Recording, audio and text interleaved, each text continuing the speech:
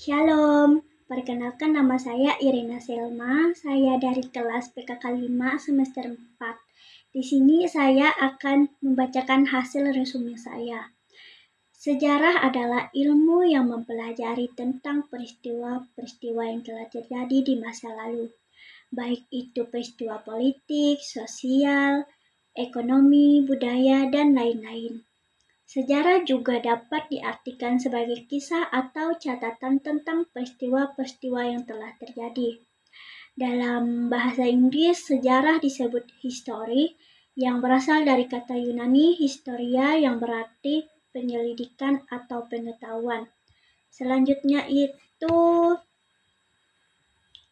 sejarah Gereja Katolik Indonesia dimulai dari abad ke-16 ketika agama Katolik pertama kali diperkenalkan di Indonesia oleh para misionaris Portugis. Berikut adalah ringkasan singkat tentang sejarah Gereja Katolik Indonesia.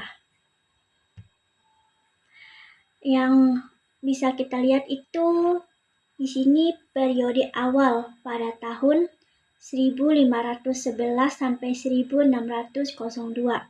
Yang pertama, pengenalan agama Katolik. Agama Katolik pertama kali diperkenalkan di Indonesia oleh para misionaris Portugis pada tahun 1511. Yang kedua, pembangunan gereja. Gereja pertama di Indonesia dibangun di Maluku pada tahun 1522. Selanjutnya itu ada periode VOC dan pemerintahan kolonial pada tahun 1602 sampai 1942.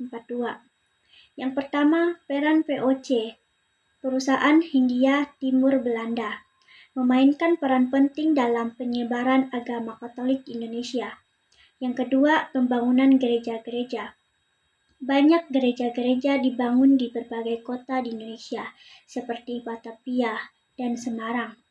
Yang ketiga itu misi dan pendidikan.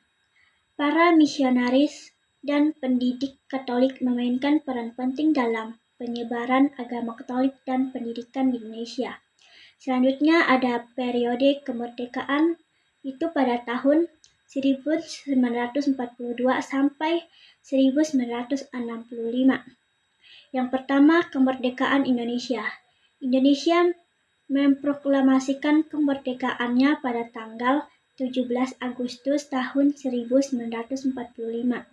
Yang kedua, pengakuan gereja. Gereja Katolik Indonesia mulai mengembangkan identitas dan otonomi mereka sendiri. Yang ketiga itu, peran gereja dalam pembangunan. Gereja Katolik Indonesia mulai terlibat dalam pembangunan sosial dan ekonomi. Selanjutnya, periode modern. Itu pada tahun 1965 sekarang ini. Yang pertama, pengembangan gereja. Gereja Katolik Indonesia terus berkembang dan mengembangkan identitas mereka sendiri. Yang kedua, peran gereja dalam masyarakat. Gereja Katolik Indonesia terus terlibat dalam pembangunan sosial dan ekonomi, serta mempromosikan nilai-nilai Katolik. Yang ketiga itu tantangan dan peluang.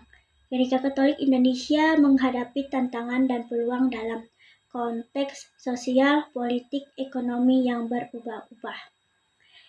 Sekian resume dari saya. Tuhan Yesus memberkati kita semua. Amin.